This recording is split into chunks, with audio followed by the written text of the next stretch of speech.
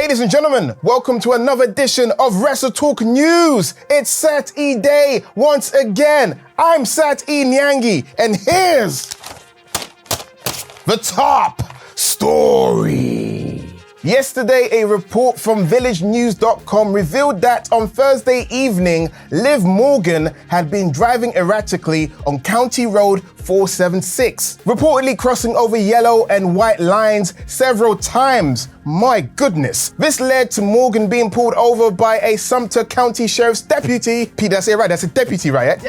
Deputy, who when approaching Morgan's vehicle reportedly detected a smell of Mary Jane, but you could know it as marijuana. A search was then conducted and a small bag of marijuana was found along with a vape pen and an oil-like substance that was later tested positive for marijuana also. Man.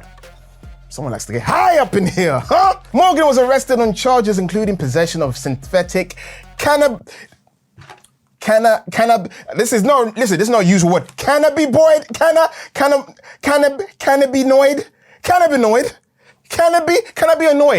I be annoyed over this pronunciation? Cannabinoid. Possession of marijuana. Possession of drug equipment. Pete, is someone setting me up? Is can I be annoyed? Is that actually a real phrasing? Cannabinoid. Yeah, sure. You say it like it's natural. Cannabinoid. Possession of marijuana, possession of drug equipment. Moving on to the next part, guys. The Raw star was later booked into the Sumter County Detention Center and then released after posting a $3,000 bond. Morgan is currently out with a shoulder injury and was last seen on WWE TV back in July. However, was most recently seen on the red carpet for the premiere of the Iron Claw earlier this week in LA, mingling with the likes of John Cena and AEW champion MJF. As well as Morgan's arrest, last night saw two other big breaking news, and they both unfortunately pertain to a top star from WWE and AEW being ruled out of action for a while. Firstly, we have a follow-up to a situation that was reported following last Friday's SmackDown on December 8th, that Charlotte Flair may have sustained a knee injury during the commercial break of her match with Asuka. Flair bravely fought on and finished the match.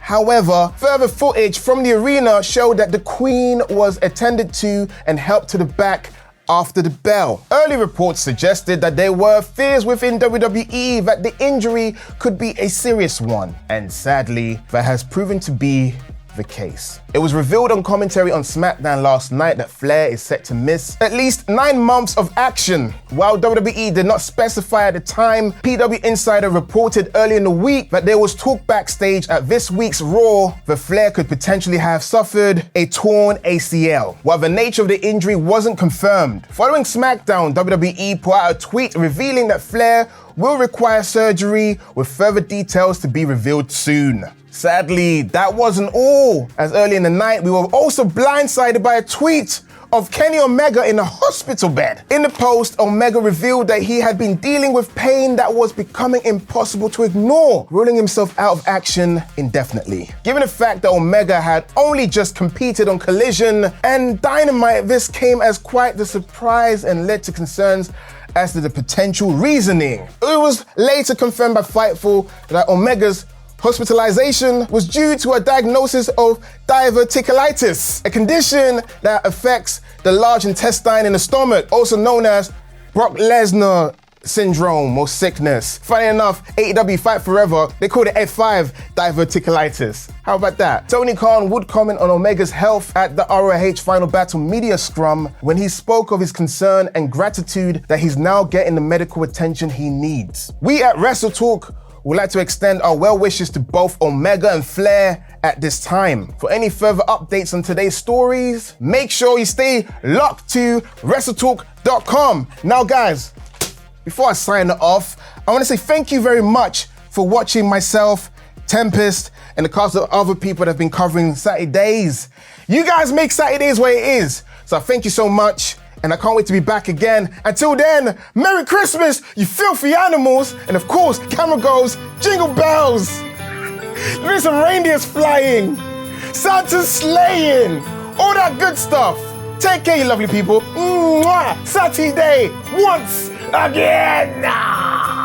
Tempest has gone back home to Canadian land for the holidays, so now it's time for my review of SmackDown in about 5 minutes. This show started with the grand, epic, huge, massive return of Roman Reigns, where he came to the ring, said "acknowledge me," and said the next tribal chief, should anything happen to Roman, would be Solo Sikoa. For some reason, Jimmy Uso thought Roman was talking about him, proving that he's very deluded. But the way this was structured, it was like we were supposed to think that Roman was going to say Jimmy as well, which obviously he wouldn't. Why would he? Regardless, Randy Orton came out and challenged Roman for the Royal Rumble and nearly hit an RKO on him. This was fine. After a nice video package for Carmelo Hayes, we got his SmackDown debut match against Grayson Waller in the United States Championship Tournament, accompanied with a Logan Paul video promo in the corner, which was a nice way to keep him involved in the picture without needing him to be on the show. This match was actually pretty good. Both seemed determined to show out here, hitting several high spots with plenty of time and near falls behind it. Hayes won in the end, which is a welcome choice, and while this match was very good, it seemed to be lacking a little something, a little connection or a spark or a bit of psychology or something. Regardless, I had a very good time with it. Big thumbs up. Randy Orton and LA Knight had a little tension backstage, with Orton saying that they're good right now, let's keep it that way, by Knight staying out of his way, with Knight reminding him that if he needs help because they both know how the numbers work, he'll be there. Up next was the next match in the US tournament, Kevin Owens versus Austin Theory. They set everything up for Owens to lose here. The winner of this match would face Carmelo Hayes in the next round, making you think that potentially the heel would face the babyface in the next round. They made a big deal out of Owens' broken hand, giving him an out for losing, as well as Grayson Waller losing earlier, hinting that perhaps the tag team would at least get one win between them. All of it was set up to make you think that Owens was going to lose. But he didn't. After a frankly great match with, again, tons of time and near falls and some impressive moves from Theory, it looked like Theory was going to win by attacking Owens' hand, stomping on it, smashing it against the ring post, but Owens countered the A-Town down by hitting Theory with the cast on his arm and winning with it, with commentary really nicely drawing comparisons with the cast punch and Logan Paul's own one lucky punch. I just won't think about the fact that that should have absolutely been a DQ. And next week is going to be Owens versus Hayes. That sounds delightful, with the pair sharing a quick backstage promo together as well. The Bloodline were backstage next, with Reigns saying Orton ruined his celebration and someone needs to shut him up. Jimmy pointedly says it sounds like a job for the tribal heir, but Reigns assigns the job to Jimmy instead, saying that he'd be in much better standing if he can beat Orton for him. This would have been a better segment had they not already announced Jimmy versus Orton at the start of the show. Karrion Kross did another spooky promo, but who can honestly care at this point? Damage Control had a much better video promo next, with Bayley outlining her plan to win the Royal Rumble and take Rhea Ripley's title. At one point, she called Dakota Kai the mastermind, and the camera paused on Kai's expression afterwards, hinting that yes, she probably is, just not in the way that Bayley thinks she is. This nicely built some intrigue for the Rumble, as there's a chance that Bayley could win the Rumble and challenge Io instead of Rhea as a nice swerve. The Kabuki Warriors then faced Zelina Vega and Michin next in a totally fine match that unfortunately didn't have much crowd heat. Vega and Michin put up more of a fight than I thought they would, with the Kabuki Warriors only getting the win after a double distraction from Dakota Kai and Bayley. I would have thought that they should be getting those wins clean, really, but it's still a win, I suppose. Jimmy Uso and Solo Sikoa are backstage, Jimmy saying that Reigns and Heyman have been having a long talk and it doesn't feel good. All of this feels like a setup to him, so he asked Solo that he would tell him if something was going to happen to him. Wouldn't he? Solo just responds by saying, "I'm your brother," and then flexes his hand.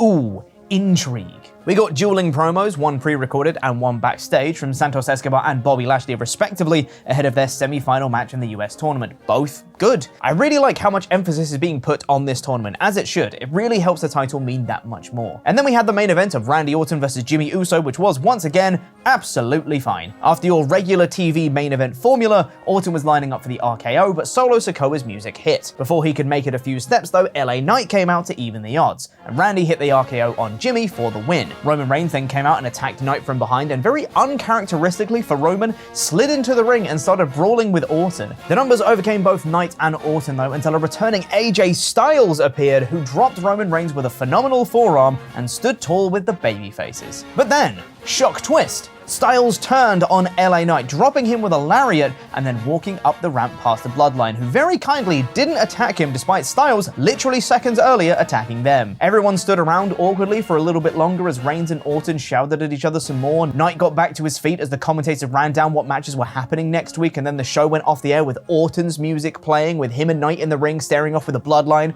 which really undermined the whole AJ Styles turn. It wasn't a vicious turn or anything, it was just a lariat and then he left and no one knew how to react, and then continued as if it hadn't happened. It was really strange. I'm all for a Styles turn. I think it's a good choice. I just wish this was executed a bit differently. This show was mostly fine. There was a lot of focus placed on the US title tournament, and the matches were given a lot of time, which I really enjoyed. Everything else was alright, I suppose. The Bloodline story and Roman as champ should have ended a long time ago, as the current story continues to limp towards WrestleMania. I'm into the Damage Control story, but I'm waiting for the next chapter of that too, which I don't think is coming until the Royal Rumble, so it seems like we're in a bit of a holding pattern until then. This SmackDown was 3 out of 5. Last year, Ollie and Luke made predictions for every WWE and AEW wrestlers 2023, and this year we went back to look at those predictions in 3 count. It's really fun. Stay tuned as well, as pretty soon we'll have their 2024 predictions going up too. Signs CM Punk.